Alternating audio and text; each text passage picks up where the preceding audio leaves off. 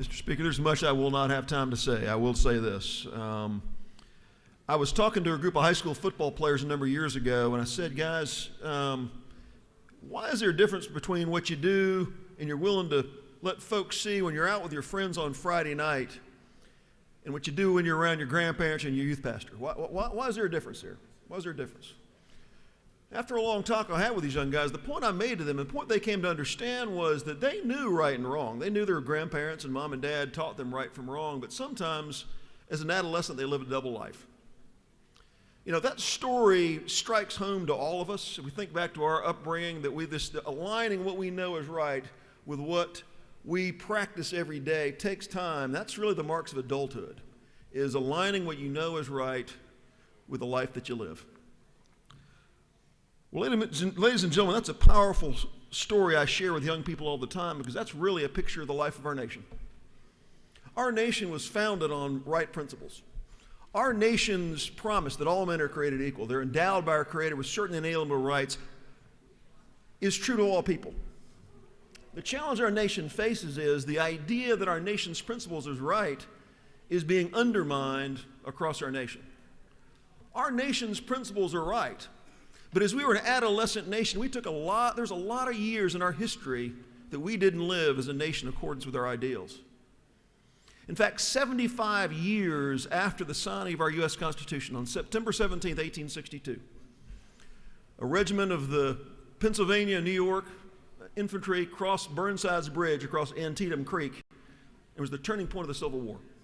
75th anniversary of our nation's Constitution being put into action was the turning point that this adolescent phase of our nation, where we believed one thing and practiced another, started to change. That's been the story of American history, that even though our principles were right, it's taken years to make everybody be able to enjoy that truth. That didn't change everything. 100 years after that happened, there was still the struggle going on that all might be able to enjoy those founding principles on which our nation was founded.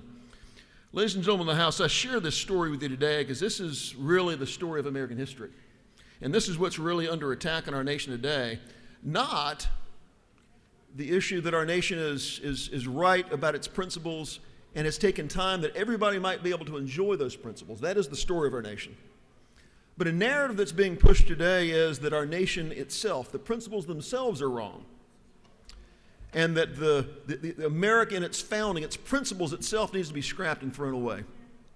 Mr. Speaker, ladies and gentlemen, I was in my campaign. I was going door to door in the fall of 2020, and a lady sat in her front lawn and told me, Representative Sessler, this idea of our nation's principles being right is just wrong altogether. She said, our nation is fundamentally broken, she told me. A constituent of mine. I won't say which neighborhood she lives in. Her parents were college professors, and she's about my age. She's an accomplished professional. She said, you know, you see that dead grass over there on the side of my yard, Representative Sessler? I have a landscaper coming in on Monday, and is going to rip that out and put in all new sod. She said to me, that's what needs to happen in America. She said, Representative Sessler, our principles, our nation is wrong from its founding. She says, we need to rip our foundation off and completely replace what our nation is with something fundamentally different. That's what I believe. I was stunned. I appreciated the clarity. That's what's before us today, ladies and gentlemen. There's a belief system, and as I wrap up, that is pernicious, that's taking hold across our nation, that not only was our nation founded on right principles that we've had a long struggle to ensure everyone could enjoy, but the idea is taking root today that our nation in its essence is wrong. From the very beginning, its principles are wrong and needs to be completely replaced with something else.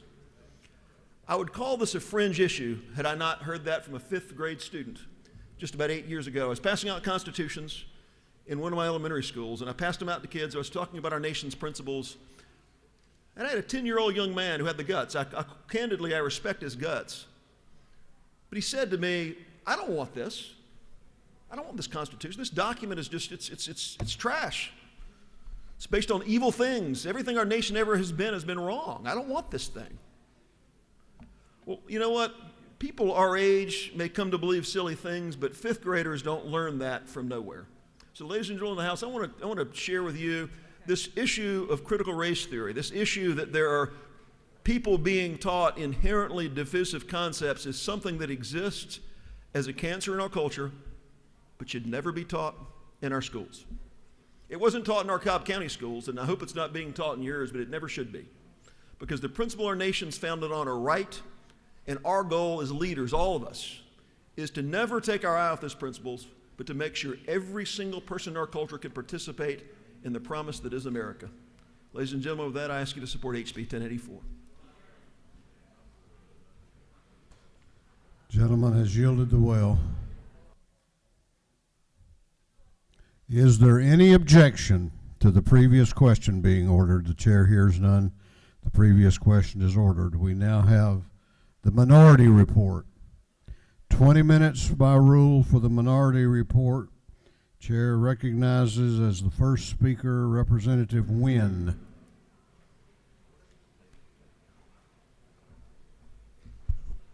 Thank you, Mr. Speaker.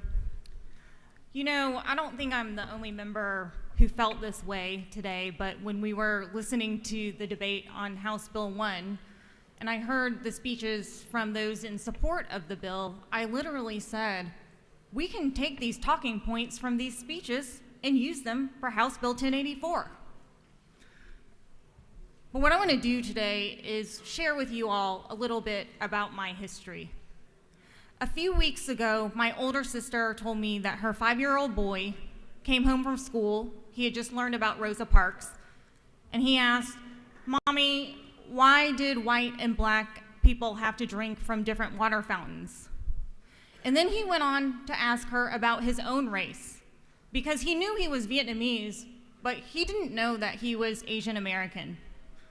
My nephew knows he is Vietnamese because his grandparents speak a language that he does not understand, because he eats Vietnamese food like his grandma's pho noodle soup. And as he grows older, he will learn, just like I did, that his grandparents fled from a repressive regime that restricted them from having the freedoms we have here in America: the freedom of speech, the freedom of press, the freedom to assemble, and the freedom to criticize our government without the fear of retribution. My nephew will also learn, like I did, that his grandfather, he was a lieutenant in the medical army. He was a pharmacist.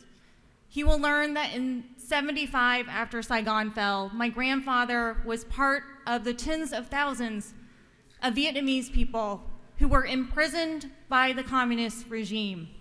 Doctors, lawyers, teachers, South Vietnamese officers, and allied forces with Americans. His grandfather had several sins: the sin of being educated and the sin of being allied with Americans. For 3 years, my dad was held in a remote jungle. He was a political prisoner in what communists called re-education camp. And in this camp, he was subjected to hard labor and starvation. But also in this re-education camp, my dad was forced to learn about his new form of government. This included the erasure of history, the rewriting of history. They forbade prisoners from keeping and reading old books from the former government. They forbade prisoners from singing love songs of the former government. They forbade discussing political questions that were not authorized. And they forbade harboring any reactionary thoughts. When my dad was released 3 years later, my parents fled in the middle of the night on a boat to seek refuge in America, a country who promises to guarantee the very same freedoms that were denied to them. Essential to America is academic freedom. And this bill infringes on that crucial tenet by censoring what happens inside our public school systems. This bill will create, whether or not it intends to, a chilling effect for both teachers and students. And it does the opposite of what the author intends. Whether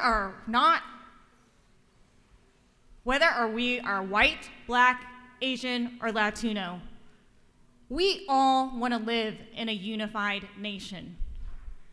But in order to be unified, we need truth. Truth and reconciliation, they go hand in hand. Without the ability to teach accurate and honest history, we cannot heal, we cannot make amends for our past or our present, or we cannot prevent history from repeating itself. I shared with you the history of my parents from Vietnam, but we don't need to even look there. We can look at our own history. And we have already been here before. It happened before. It's called McCarthyism and the Red Scare, where we engage in a witch hunt against our educators and our librarians. And it impacted all levels of education. We allowed fear and paranoia to pit Americans against each other. We sacrificed our academic freedom, and we turned our educators into enemies. Hundreds of teachers lost their jobs during that time because they were given a directive of what they could say, what they couldn't say, how they were able to teach, and what they could say in the classroom. And if they were suspected of violating that, we turned our backs on them. Here's the thing, we don't have to repeat the past because we've already learned what a bill like this does. It prescribes the type of censorship used in authoritarian governments like Russia, like China, like Vietnam. It suppresses free speech and intellectual curiosity. It turns our classrooms into spaces where educators and students will not feel free, they will not feel safe to discuss the hard aspects of history, the history of race and racism in this country, how our country is still to this day impacted by discrimination that was built into our laws and into our institutions years ago. The mark of a great nation is one that understands she must protect democratic norms, even if it means her citizens may not always agree with her, may not always talk about her past or present in a good way, but she must be willing to withstand the good and the bad about her history in her present day. And academic freedom, that is a democratic norm. This bill is not. This bill is a censorship bill. This bill violates freedom of speech. This bill will instill fear. Fear, not patriotism, not unity. And I want to close with this. As I've listened to the debates that have taken place in our legislature, both in this chamber and in our committees, I'm becoming increasingly alarmed at a pattern. Unfair redistricting maps, voter suppression bills, anti-protest bills, classroom censorship, book bans, all in violation of democratic norms. My parents have been in this place before, and that is why they came to our country. I'm not naive enough to believe that any member of this body is going to change their vote. But I do want to strongly urge us to recognize that while these bills may sustain power, they may sustain control in the short term, we have got to recognize what this will do to us in the long term. Because eventually, the dam is going to break. And when the dam breaks, we will have done irreparable harm to our country. Mr. Speaker, I yield the well. Chair recognizes for the balance of the minority report, Representative Burnow. Thank you, Mr. Speaker, and good afternoon, colleagues. Before I was a member of the Georgia General Assembly, I was a classroom teacher, instructional lead teacher, community relations liaison for Clayton County Public Schools, where I retired after 25 years. I also taught in Detroit and Houston in both public and private schools. My career expanded over 35 years. I am the daughter of a 40-year educator who went on to become a Detroit Public School board member. I loved being an educator.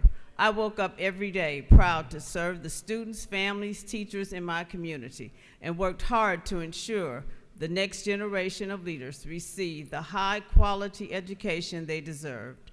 The last thing hard-working teachers need are legislators meddling in their classroom who know nothing about what it takes to educate a student. When COVID hit and parents were responsible for teaching their kids, suddenly everyone started talking about how much they appreciated their child's teacher. When the governor was first elected, he pledged to give teachers a $5,000 raise until they realized that the librarians, counselors, social workers, and psychologists were all paid on a teacher's contract. So they had to reduce the money to make sure everyone received a raise. Fast forward to today, with additional funding from the federal government for education, they will receive the balance of the raise. At the same time, this legislation will start the dismantling of the teaching profession in public schools. Who wants to go to college, graduate with student loans, and go into a profession where no one is talking about providing additional resources to ensure their students who are at least one grade level behind through no fault of their own? Listening to stories about how educators survived teaching during COVID, first-year teachers losing students, and still showing up online to make sure their students were okay. Instead, legislators are talking about how to punish educators if they don't teach what they tell them. Most educators are women who are single, head of household. Their salary and insurance benefits take care of their families and contribute to the economy. Schools are nurturing environments where students come to learn about each other, their county, state, country. They want to know the truth. Paraphrasing, if you don't know your history, you will continue to make the same mistake. Their job as educators is to teach students how to think critically. This skill is taught across the curriculum. They are preparing students for real-world jobs where they will have to be problem solvers. How can our students learn to think critically if they are only given one side of history? Guess what? If they hadn't taken time to teach you reading and writing and mathematics, where would you be? We have spirited debates in the chamber. We learn from each other, and we come back the next day and start over again. Are we saying our children are not resilient enough to do the same? How is it that these same students can play sports where they are challenged by coaches who are not always kind, telling them that they are looking for winners, so the average student cannot be a part of the team? Are we worried about their feelings? No. The legislation is making waivers for public school contingent upon teaching what legislators want, instead of allowing the educators to make that decision based on state standards. If you thought we had a teaching shortage before, you really are going to have one. Neither public nor private schools will have highly qualified educators. Get ready, because you are going to be your child's teacher or your grandchildren's teacher. Thank you, Mr. Speaker. I yield the well.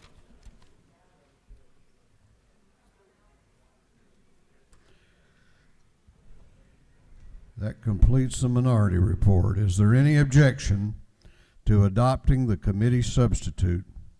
The chair hears none. The committee substitute is adopted. Is there any objection to agreeing to the report of the committee, which was favorable to the passage of the bill? The chair hears none. The report of the committee is agreed to. Shall this bill now pass? All in favor of the passage of the bill will vote aye. Those opposed will vote no, and the clerk will unlock the machine. What purpose does Representative Cowshaw rise? Parliamentary inquiry. State your inquiry. Isn't it true that when I was a high school student in Germany and I learned about Germany's atrocious past, that made me highly uncomfortable, made me feel anguished and distressed? And isn't it further true that going through this painful process was then the only way to move forward, confront this atrocious past in its painful reality? This is my history, whether I like it or not. Isn't that the truth? If the lady so states, what purpose does Representative Byrd rise? Parliamentary State your inquiry. Is it not true in 1882 Congress passed the Chinese Exclusion Act and was not repealed until 1943? Where was the justice for Chinese children? I don't remember any other race being excluded from the United States. That is history, but I'm not whining. This bill, HB 1084, is about making sure all children are not discriminated against. Thank you. Okay. Chair recognizes Representative Park. What purpose do you rise? Parliamentary inquiry. State your inquiry. Thank you, Mr. Speaker. Is it not true that perhaps the best way to teach our kids and the next generation not to be racist and to end racism is to lead by example and not take actions that are racist, such as passing redistricting maps that may likely be found to be racially discriminatory in violation of the Voting Rights Act and the U.S. Constitution?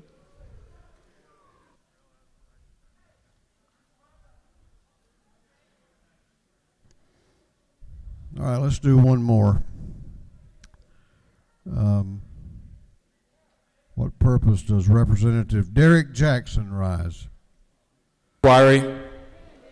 Parliamentary inquiry. State your inquiry.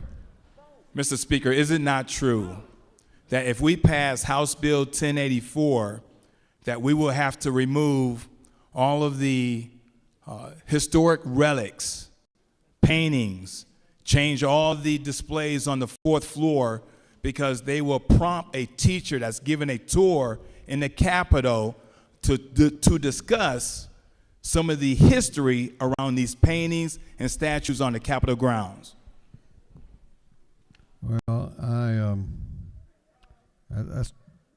I think that's a separate issue, frankly, but all right. We've debated it a long time.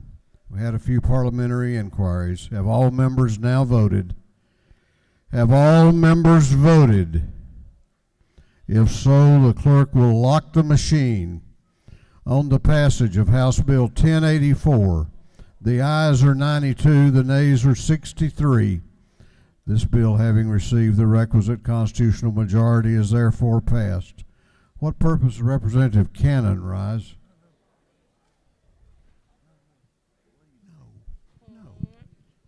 To make a motion. I'm sorry. Representative Wade got here first. What purpose does Representative Wade rise? Mr. Speaker, I make a motion that we immediately transmit House Bill 1084 to the Senate. Gentleman has moved that House Bill 1084 be immediately transmitted to the Senate. Is there objection? Sir, I'll withdraw that. That's fine. You withdraw your motion? I withdraw my motion. Motion's withdrawn. All right, let's go back to Representative Cannon. To make a motion. State your motion. Notice to serve intent to have this bill reconsidered on the next legislative day. You're serving notice of your intent to ask for reconsideration on the next legislative day. Yes. Lady has that right. That'll be taken up on Tuesday. What purpose does Representative Wilkerson rise? He waves. Okay. House Bill 1194 will be postponed until the next legislative day. House Bill 1351 will be postponed until the next legislative day. Clerk will read the caption to a group of privilege resolutions. Commending Carl Vogel, Miss Cobb County 2022, recognizing February 1 through 28, 2022 is Career Technical and Agriculture Education Month. Recognizing February 13th and 19th, 2022 is Future Business Leaders of America Week. commending Georgia Linemen and recognizing April 18, 2022 as Georgia Lineman Appreciation Day at the State Capitol, and for other purposes. That completes the reading of the privilege resolution.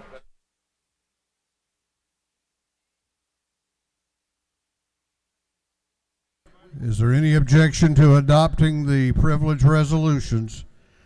The chair hears none, and the resolutions are adopted. All right, we got some announcements. If you signed up for an announcement, make your way to the front of the chamber. We're going to take up announcements now. Chair recognizes Representative Victor Anderson for an announcement. Thank you, Mr. Speaker. The subcommittee on solar consumer protection that was supposed to be at 2 o'clock today, that meeting will be at 8 o'clock Tuesday morning. The location will be announced in an email. Thank you. Chair recognizes Representative Camp for an announcement. Thank you, Mr. Speaker. Colleagues, the Juvenile Justice Committee will meet Tuesday at 2 p.m. in room 341. Thank you. Chair recognizes Representative Gullett for an announcement. Thank you, Mr. Speaker. Two quick announcements. Governmental Affairs Local Government Subcommittee will meet on Monday, 9 o'clock, room 506. Also, as hybrid, the Governmental Affairs General Government Subcommittee will meet 10 o'clock, room 506. That's also a hybrid meeting availability as well. Thank you. Chair recognizes Chairman Billy Mitchell for an announcement. Thank you, Mr. Speaker. There will be no meeting of the Democratic Caucus today. Please go home, enjoy yourself. 1 o'clock Monday, be on the lookout for notice. We are going to have an in-person meeting on Monday. Be on the lookout for that notice. Thank you, Mr. Speaker. Chair recognizes Chairman Collins for an announcement. Thank you, Mr. Speaker. Public Safety and Homeland Security members, please make sure you check your emails. We're going to have a subcommittee meeting on Monday that'll go out sometime today. Thank you. Chair recognizes Representative Barr for an announcement. Subcommittee of Natural Resources will meet Monday, 2 o'clock, 406, and that is not a hybrid meeting. That is an in-person meeting. Thank you so much. That completes our announcements, but we're going to end on some happy note here. Got some birthdays. Today, celebrating a birthday today, the distinguished member from Talbot County, Representative Debbie Buckner. Happy birthday. And on Monday, Representative David Jenkins, celebrating a birthday. Representative Jenkins. And on Monday, happy birthday to Chairman Mary Margaret Oliver.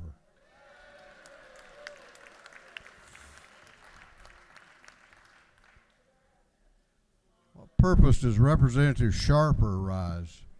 Thank you, Speaker. I think since we've had a rough week, I think we need a quick happy birthday song for those people, okay? You lead it, brother. All right. Happy birthday to you. Happy birthday to you. Happy birthday, everybody. Happy birthday to you.